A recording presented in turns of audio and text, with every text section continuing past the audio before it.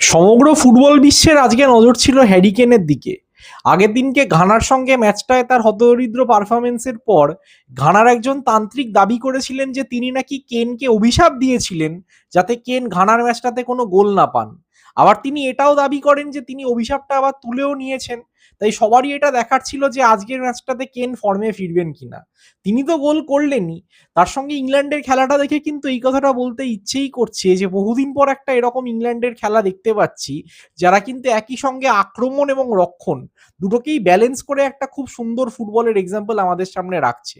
আমরা আলোচনা করব সবকিছু নিয়ে। আপনারা দেখছেন সোহম টক্স ফুটবল, আর আপনাদের সাথে আমি আপনাদের বন্ধু সোহম।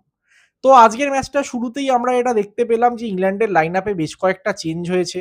কয়েকটা চেঞ্জ ফোর্সড, আবার কয়েকটা চেঞ্জ না করলেই একেবারে চলছিল না।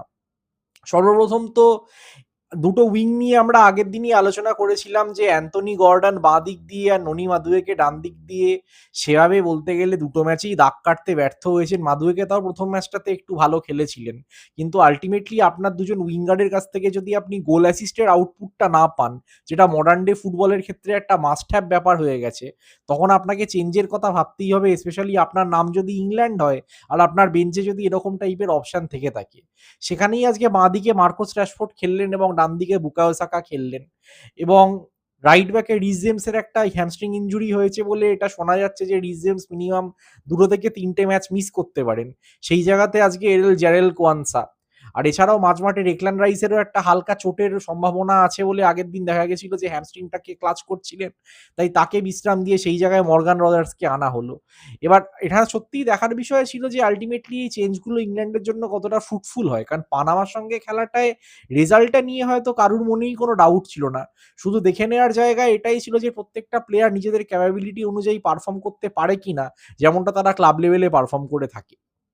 তো মোটামুটি ফার্স্ট হাফের খেলাটা দেখে যদিও ইংল্যান্ডের ভক্তরা হয়তো একটু চাপ খেয়ে থাকতে পারেন, কারণ ফার্স্ট হাফে সত্যিই পারফরমেন্সটা একটু হলেও হয়তো স্লথ হয়ে গেছিল।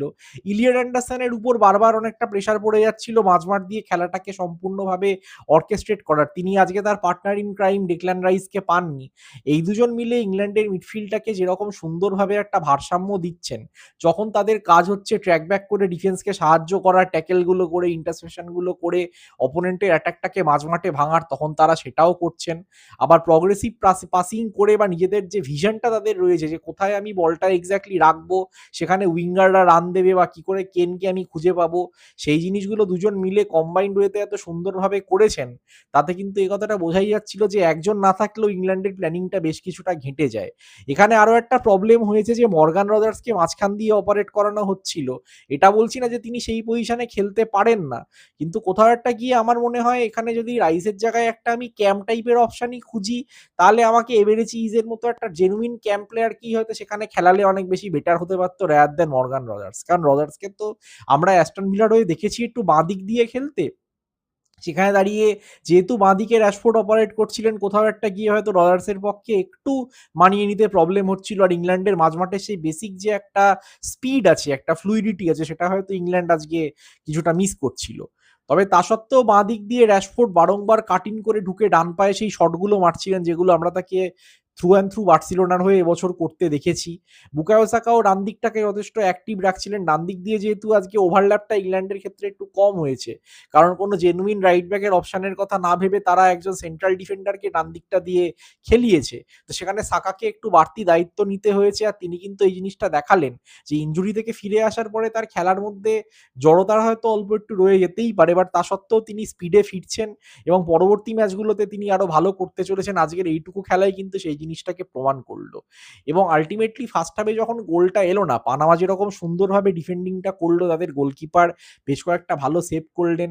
1 সেকেন্ডের জন্য কিন্তু এই সিচুয়েশনটাও তৈরি হয়েছিল যে ইংল্যান্ড আদৌ গ্রুপ চ্যাম্পিয়ন হতে পারবে কিনা। কারণ অন্য খেলাটায় ক্রোয়েশিয়া ঘানার এগেনস্টে এগিয়ে ছিল। সেক্ষেত্রে যদি ম্যাচটা ইংল্যান্ডের ড্রও হতো, তাহলেও তারা গ্রুপে 2 নম্বরে চলে আসতে পারতো। তো সেখানে দাঁড়িয়ে ইংল্যান্ডের সমর্থকরা হয়তো এই জিনিসটা ভেবে থাকতেও পারেন যে ইংল্যান্ড আদৌ এই জিনিসটা কিছুটা ইচ্ছাকৃত করছে কিনা। কারণ ওয়ার্ল্ড কাপের ব্র্যাকেটটার দিকে তাকিয়ে আমরা দেখতে পাচ্ছিলাম যে ইংল্যান্ড যদি গ্রুপ চ্যাম্পিয়ন হয়, তাহলে তারা তথাকথিতভাবে টুর্নামেন্টের যে কঠিন ব্র্যাকেটটা সেই দিকটায় গিয়ে পড়বে, যেখানে একই সঙ্গে ব্রাজিল, তা বাদে ফ্রান্স, তা বাদে জার্মানি, তা বাদে পর্তুগাল, এই স্পেন, এই সমস্ত টিমগুলো গিয়ে পড়েছে। আর অন্যদিকের ব্র্যাকেটটাতে তথাকথিতভাবে একটু দুর্বল দলগুলো রয়েছে, তাদের সঙ্গে আর্জেন্টিনা রয়েছে। তো সেখানে দাঁড়িয়ে ইংল্যান্ড কি একটা ইজি রুট চাওয়ার জন্য কিছুটা ইচ্ছাকৃতই আর কি ডাউন প্লে করার চেষ্টা করছিল? যদিও সেকেন্ড হাফে আবার ইংল্যান্ড যেরকম তোড় দিয়ে অ্যাটাকটা করলো, সেটা দেখে আমার এক সেকেন্ডের জন্য মনে হলো না, কারণ তারাও জানতো যে আগের দিনকে ঘানার সঙ্গে গোললেস ড্র করার পর যদি আজকে পানামার সাথেও পয়েন্ট লস করতে হতো, তাহলে ব্রিটিশ মিডিয়া সহজ কথায় বলতে গেলে প্রত্যেকটা প্লেয়ারকে এবং থমাস টুচেলকে অ্যাজ আ ম্যানেজার পুরো ছিঁড়ে খেয়ে ফেলতো। কারণ এরকম একটা পার্টিকুলার টিম এরকম টাইপের অপশন নিয়ে, স্পেশালি যে অপশনদেরকে ওয়ার্ল্ড কাপে নিয়ে যাওয়া হয়নি, তারাও যেরকম টাইপের আর কি ফুটবলটা এবছর ক্লাব ফুটবলের সিজনে খেলেছেন, তাতে প্রত্যেকটা বাজে ডিসিশন বা প্রত্যেকটা বাজে ফলাফলের পরে স্ক্রুটিনি হবেই, এভিসারেশন হবে, সম্পূর্ণভাবে বলতে গেলে কাটাছেড়া হবে। তো সেখানে আর কি প্লেয়াররাও নিজেদের দায়িত্বটা বুঝেছেন। আর অ্যাজ ইউজুয়াল জুট বেলিংহামের যে গোলটা হলো, ইংল্যান্ডে ওই পরিস্থিতি দাঁড়িয়ে সত্যি হয়তো একটা এরকম সেট পিস সিচুয়েশনেরই দরকার ছিল গোলের জন্য। সেখানে বুকায়ো সাকার বলটা কমপ্লিটলি আনমার্ক একটা পরিস্থিতি থেকে বেলিংহাম যেভাবে গোলের দিকে ঠেলে দিলেন, ওখানেই হয়তো ইংল্যান্ডের খেলার মধ্যে আরো অনেকটা কনফিডেন্স ফিরল। এবং তারপর সেকেন্ড গোলটার ক্ষেত্রেও যেটা হলো যে বেলিংহাম নিজে গোলটা করার পরে আবার একটা গোল করালেনও। হ্যারিকেনের উদ্দেশ্যে একটা খুব সুন্দর ক্রস তিনি রাখলেন এবং কেন ওখান থেকে হেডে গোল করতে কোনো ভুল করেননি। স্কোরটা 2-0 হয়ে যাওয়ার পরেই অ্যাজ ইউজুয়াল খেলাটা পুরোপুরি একটা ফরগন কনক্লুশনের মতো হয়ে গেছিল, যে সেখান থেকে পানামার পক্ষেও আর ম্যাচে ফেরা সম্ভব নয়। এবং গোল ডিফারেন্সের চক্করে পড়ে আলটিমেটলি ইংল্যান্ডের পক্ষে গ্রুপ টপ করাটাও রীতিমতো মানে প্রশ্নাতীত একটা ব্যাপার হয়ে গেছিল, যে ইংল্যান্ড গ্রুপ টপ করবেই সেটা সম্পূর্ণ কনফার্মড হয়ে যায়। কেন এই গোলটা করে ফাইনালি নিজের 11 নম্বর ওয়ার্ল্ড কাপ গোলটা পেয়ে যান এবং ইংল্যান্ডের হয়ে একদম নিজের এককভাবে আর কি সর্বোচ্চ গোলদাতা বিশ্বকাপের আসলে সেই রেকর্ডটা নিজের জন্য তিনি কায়েম করলেন গ্যারি লিনেকারকে টপকে। অবভিয়াসলি এটা ইংল্যান্ডের জন্য অত্যন্ত ভালো ব্যাপার, কারণ টুর্নামেন্ট যত এগোবে, আগের দিনকে নিজের স্টার স্ট্রাইকার ফর্মে ছিল না এবং তাকে নিয়ে মিডিয়ার বাইরে এই যে কথাগুলো হয়েছে, এসব উইচক্রাফট বা এই কনসেপ্টে কে বা কারা বিশ্বাস করেন আমি জানি না, বাট আমি তো এগুলোকে কখনোই সিরিয়াসলি নিই না। তো আগের দিনকে কেনের খেলাটা দেখে আমার কিন্তু মনে হয়েছিল যে কোথাও একটা গিয়ে হয়তো একটা বাজে দিন যেমন প্রত্যেকটা খেলোয়াড়ের ক্ষেত্রেই যেতে পারে, ওনার ক্ষেত্রে তেমনটাই গেছে।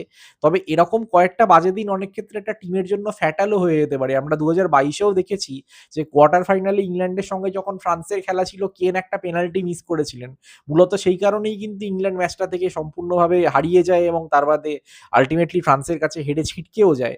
আজকে বলা যায় না সেই পেনাল্টিটা কনভার্ট হয়ে গেলে রেজাল্টটা হয়তো অন্য রকমও হতে পারত। তেমনি এটাই বলার যে কেনের ক্ষেত্রে তার কাছ থেকে অবভিয়াসলি বিশ্বের অন্যতম শ্রেষ্ঠ স্ট্রাইকার হিসাবে অনেক বেশি এক্সপেকটেশন সবাই রাখেন। আর তাকেও এই জিনিসটা কিন্তু আলটিমেটলি এনশিওর করতে হবে যে যেন আসল মোমেন্টে কোনো ভুলচুক না হয় বা কোনো এরকম মোমেন্টারি ল্যাপস অফ জাজমেন্টের কারণে আরও একবার ইংল্যান্ডের বিশ্বকাপ স্বপ্ন যেন শেষ না হয়ে যায়। তবে ওভারঅল ইংল্যান্ডের খেলা নিয়ে আমি একটাই কথা বলবো যে প্রথম ম্যাচে দুটো গোল খাওয়ার পরে ডিফেন্স বা জর্ডান পিকফোর্ডের একটা সমালোচনা হয়েছিল যে কোয়ালিফায়ারে তারা খুব একটা গোল খায়নি। থমাস টুচেল একজন এমন মানুষ যিনি চিরকালই ডিফেন্সটাকে একটু জমাট বেঁধে আর কি টিমটাকে সেট আপ করার চেষ্টা করেন যে ভাই আমি গোল কম খাবো। তো সেই জিনিসটা প্রথম ম্যাচের পরে ক্রিটিসাইজ হলেও পরবর্তী দুটো ম্যাচে পরপর দুটো ক্লিন শিট। হতে পারে অপোনেন্টটা ঘানা এবং পানামা, বাট তবুও আলটিমেটলি বিশ্বকাপের মঞ্চে ক্লিন শিট রাখা আমি মনে করি চারটিখানি কথা নয়। সেখানে দাঁড়িয়ে আমি যদি খুব বেশি গোল করতে না পারি, তাহলে সেখানে আমার দায়িত্ব কিন্তু এটাই থাকবে যাতে আমি গোলটাকে খাওয়া থেকে নিজেদেরকে আটকাতে পারি। আর ইংল্যান্ড সেই কাজটা সাকসেসফুলি করছে। তাদের ডিফেন্স লাইন আপে বেশ কিছু চপিং চেঞ্জিং প্রত্যেক ম্যাচেই চলছে, সেটা ট্যাকটিক্যাল কারণে হোক বা ইনজুরির কারণে হোক। তবে আশা করবো রাউন্ড অফ 32 থেকে তারা মোটামুটি একটা ঠিকঠাক মানে সেটেলড 11-এ আসতে পারবে এবং তারাই আলটিমেটলি ইংল্যান্ডকে পারফরমেন্সটা দেবে। ওভারঅল থমাস টুচেল নিয়ে আমি যে কথাটা বললাম যে ওনার ট্যাকটিক্সের উপর আমার ভরসা আছে। উনি জানেন যে প্রত্যেকটা প্লেয়ারের কাছ থেকে সেরা জিনিসটা কি করে বার করে আনতে হয়। তো সেখানে দাঁড়িয়ে ইংল্যান্ডও হয়তো এটাই আশা করবে যে এই মোমেন্টামটা তারা ধরে রাখতে পারবে।